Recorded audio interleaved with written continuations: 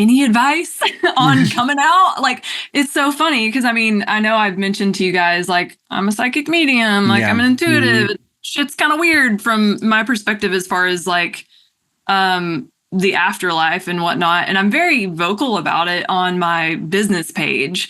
And it's just funny because like the only interaction I've had in general, like obviously I'm not really in church, is I've had my brother reach out and be like, do you know who you're talking to? Like when you're channeling somebody, like, is it a demon? You know, and that's been the extent of it. Everybody's kind of left me alone.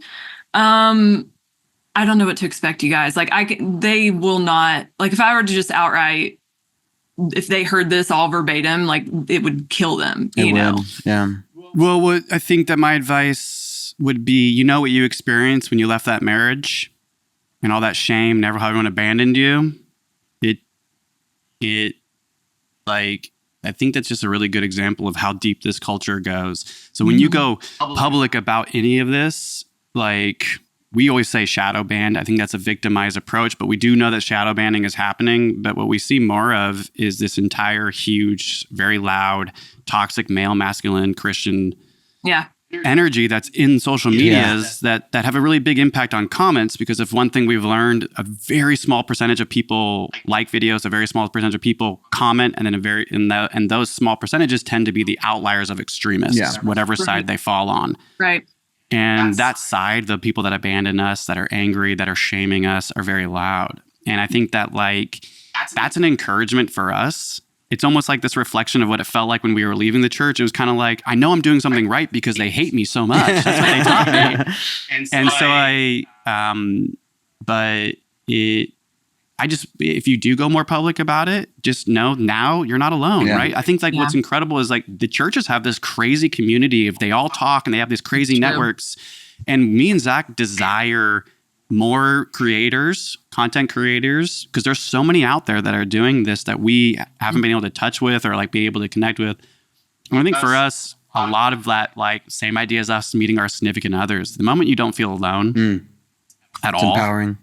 It's like that's like the littlest to know that whatever happens, like you can find support or whatever, and just know that. I don't know, like, and but this is one of those things that I think we've learned that like everything that we expected, how difficult it would be, it's been pretty difficult. Very difficult. And you have a business, you know, with a product, and this is a hard content to have like a successful business come from it, right? And it's because I think but we really do believe that. That there's a lot of people in our entire world that all share. It's part of our evolution to be talking about these things. I think that it's very possible religion became like filled into our evolution as a survival thing, because we all focus, like you're saying, like safety, like your parents, right? Like abuse they came from. It's like evolution.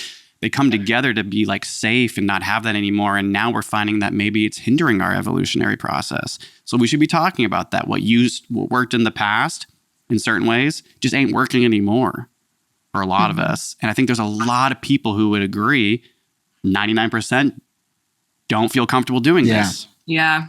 It's that primal feeling of I'm going to be ostracized from the tribe, and that means death. You know what I mean?